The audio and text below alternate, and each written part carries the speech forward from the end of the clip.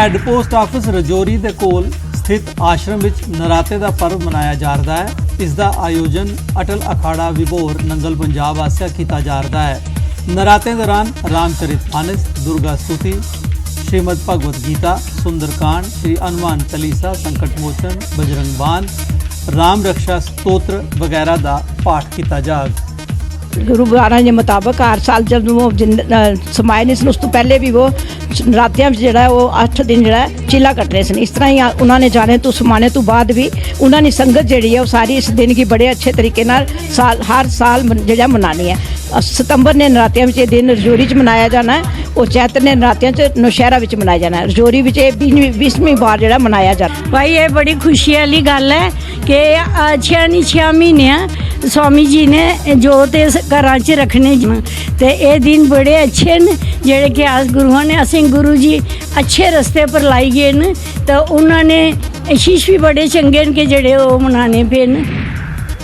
Kathua legal services authority ते municipal committee Kathua आस्या लोकें गी प्लास्टिक ते पॉलीथीन के इस्तेमाल शा रोकने लई एक जागरूकता रैली कड्ढी गई। कमेटी ने बाजार हट्टियां वाले ते आम खरीददारें दे कोला पॉलीथीन दे लिफाफे लेइयै उनें गी जूट दे बने दे थैले दिते। CEO municipal committee Kathua Sanjeev Gandotra होरें लोकें दा आह्वान किया जो प्लास्टिक दे पॉलीथीन का इस्तेमाल नहीं करन। कि मैसेज आ कि पॉलीथीन जिहड़ा बैन हो चुके दा टोटली नहीं है। तो अगर पॉलीथीन खरीदना भी जुर्म है तो बेचना भी जुर्म है, दोनों जुर्म है।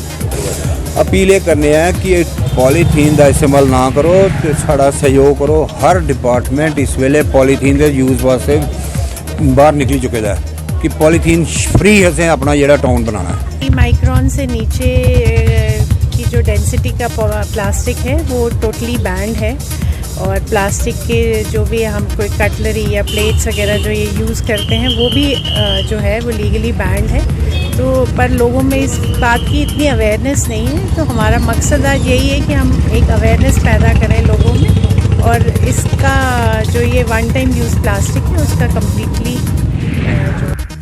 उधमपुर जिले के ग्रां सतनी के रोहने वाले सौजन्य वैद जम्मू कश्मीर के पहले हैंडबॉल खिडारी हैं जिन्हें उज़बेकिस्तान ताशकंद आयोजित 28वां इंडिपेंडेंस कप हैंडबॉल चैंपीयनशिप देश की नुमाइंदगी की ते उनकी टीम ने चांदी का तगमा जितया।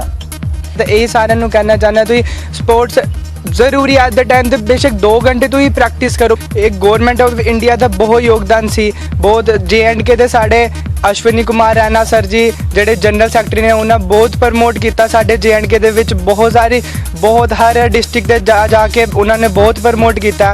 तो मैं उनका शुक्रियावाद करना चाहना कि उन्होंने बहुत हैंडबॉल से प्रमोट किया तो हर जगह जाके वो टूरनामेंट कराते हैं। मैं सारे का जिन्हें हैंडबॉल कमेटी है सारे का डंडी धार रजौरी के लोकें वार्ड नंबर 5 चला रही आरा मिल की ढाने की मांग की है।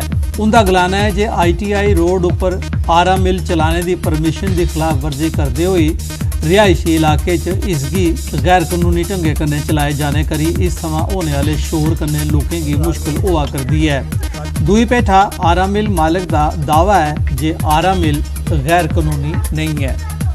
इस जनरेटर की वजह ने ना तो बच्चे पढ़ सकते हैं ना हम दिन को रेस्ट कर सकते हैं। और ये सा मिलना जड़ा लाइसेंस है ITI रोड ने ये अनलीगल इतना लाया गया म्यूनसिपलिटी ने अंदर इतना नहीं है इंडस्ट्री एरिया में लगना चाहिए। हमारे घर के साथ आरा लगा हुआ है इस कारण हम पढ़ नहीं सकते। हमारे ये कॉलोनी के बीच में लगा हुआ है आरा और सभी लोग डिस्टर्ब हो रहे हैं। सर आरा लगे ये 3 साल से ज़्यादा हो गए हैं। इधर सारी NOC है हमारे पास अपनी ज़मीन मलकीत है बच्चे पढ़े लिखे कोई किसी कोई परेशानी नहीं है। देखो पूरा जंगल आगे भी से तहसीलदार साहब आए थे DFO साहब आए थे यहाँ पर एडिशनल DC साहब का स्टाफ आया था पुलिस आई थी यहाँ पर सब रिकॉर्ड चेक किए तो पूरा रिकॉर्ड मौजूद है। सर हमारे पास कोई किसी चीज़ की कमी नहीं है। शरारत करते हैं लोग हमारे साथ ही।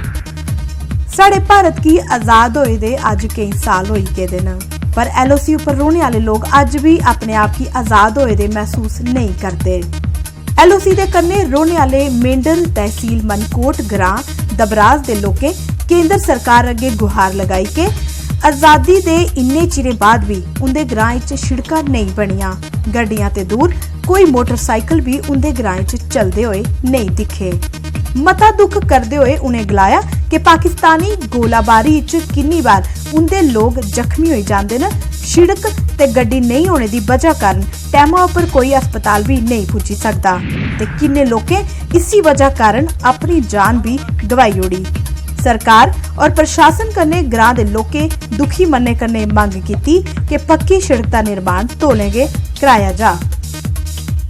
जो हमारी रोड है बहुत खस्ता है, खुदाई हुआ है उस समय कुछ भी नहीं हुआ, कुछ बजरी नहीं है, कुछ उसका डंगा नहीं है, कुछ नाली नहीं है, गाड़ी का बहुत खस्ता है, गाड़ी भी नहीं आ सकता है, मोटरसाइकिल तक नहीं आ सकता है। यहाँ दुबराज का रहने वाला हूँ जनाब, और हमारे यहाँ पर बहुत सेलिंग हो रही है पाकिस्तान की तरफ से, और हम यहाँ पर बहुत कोई मुसीबत के अंदर दिन गुजार रहे हैं। कोई राशन पानी या रोड बिजली का कोई माया हो।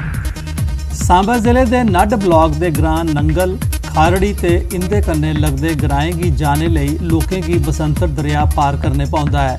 दरिया उपर पुल नहीं होने करी दरिया पार करने च ओले लोकें गी ते स्कूल जाने वाले विद्यार्थियों की मुश्किल पेश आउंदी है। जेले पहाड़े पुर बरखा पौने करी बसंतर च पानी बधी जांदा है जां हाड़ आउंदा है। लोग साबका सरकारें गी आखी आखी थकी हुट्टी गेदे न।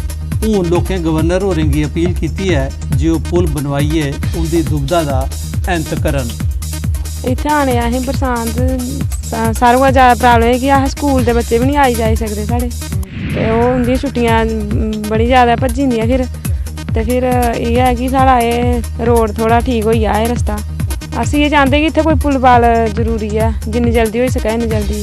ते एह् भाई इत्थै पुल बड़ा जरूरी है, एह् बी लोकें दी बस्सां इत्थै ते कुसै ने दफ्तर जाना पौंदा, कोई कुसै दा बच्चा स्कूल जाना, जिसलै बच्चे ने स्कूल जाना होऐ मतलब ओह् पानी चढ़े दा होऐ ते ओह् जान नहीं होंदा। अस इ'यै चाह्न्ने भाई इत्थै पुल होई जा ते लोकें दी जेह्ड़ी प्रॉब्लम दूर होई जंदी।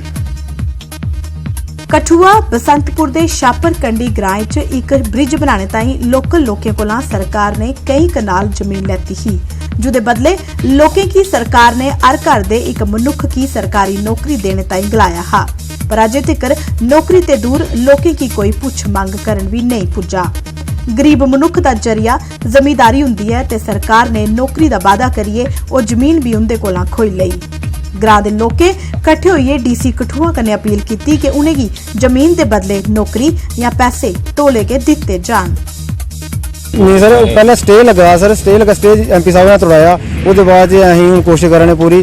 हुण बोलते पहले ये कागज लो, ये कागज लो, हुण पॉलिसी चेंज कराओ सर, उन्हें परेशान करने लगा सर उन्हें, और साढ़े बच्चों ते कोई जरिया नहीं। PMO डॉक्टर जतिंदर होरें उधमपुर दे इंडोर स्पोर्ट्स कॉम्पलैक्स का उद्घाटन किया। इस मौके पर deputy commissioner Udhampur, farmer MLA Udhampur Chenani ते कन्ने के प्रशासन दे आला अफसर भी मौजूद थे। PMO डॉक्टर जितेंद्र होरें उधमपुर दे कन्ने के रामनगर दे इंडोर स्पोर्ट्स कॉम्पलैक्स का भी उद्घाटन करते हुए गलाया कि केंद्र सरकार दी मती उपलब्धियों के बाद दिल्ली कटरा वंदे मातरम एक्सप्रेस इन्हें नराते के शुरू होने जा करदी है। PMO ने गलाया कि यात्रियों की आसान यात्रा ताईं इस रेलगड्डी की शुरुआत की जा करदी है, जेड़ी के दिल्ली थुआं अंबरसर हुंदे कटरा पुज्जग। स्पोर्ट्स एक ऐसी चीज़ होंदी जेह्का बच्चा खेलदा होवे ओह बिल्कुल कूल माइंडेड होंदा, और ओह्दे एक स्पोर्ट्समैनशिप होंदी जेह्दे कन्नै कि बच्चा ना ते अग्गे पिच्छे जंदा ते ना कुदै गलत रस्ते ही पौंदा। और साढ़ी ये डिमांड बड़ी देर दी ही, और असें बड़ी खुशी होआ दी है कि इन्नी जल्दी अज्ज ओपनिंग होने की तैयारी पर बैठे सारे बलगन ने कि साढ़े जितेंद्र सिंह होर आंग इत्थे ओपनिंग करन ते साढ़े बच्चे अपना जेह्का। सांबा जिले के विजयपुर जोन विच गवर्नमेंट प्राइमरी स्कूल ठेरी की बिल्डिंग की हालत बड़ी माड़ी है। बिल्डिंग विच दरेड़ा पौने करी इसके कुछ वेले भी ढही पौने का खतरा हमेशा बनया रहिंदा है। इसके अलावा स्कूल विच पानी की सुविधा नहीं होने करी बच्चे ते टीचरें की बड़ी मुश्किल हो रही है। कई बारी मुतलका महकमे की अपील करने के बाद भी अजें तोड़ी कोई कार्रवाई नहीं हुई है। साढ़े स्कूल है जिसलै बारिश पौंदी ते फिर साढ़े स्कूल च दरेटा है, सानूं डर लगदा कि जिसलै बारिश पौंदी अस कुदै स्कूल डिग्गी न पौचा ते फिर अस स्कूल नहीं आने होन्ने, छुट्टी मारनी पौंदी, फिर साढ़ी पढ़ाई पिच्छें रेही जंदी, कन्नै साढ़े स्कूल पानी दी प्रॉब्लम है, फिर सानूं घरा लैने पौंदा पानी जां फिर नलके पर लैने पौंदा दूरा। साढ़े स्कूल नई बिल्डिंग बने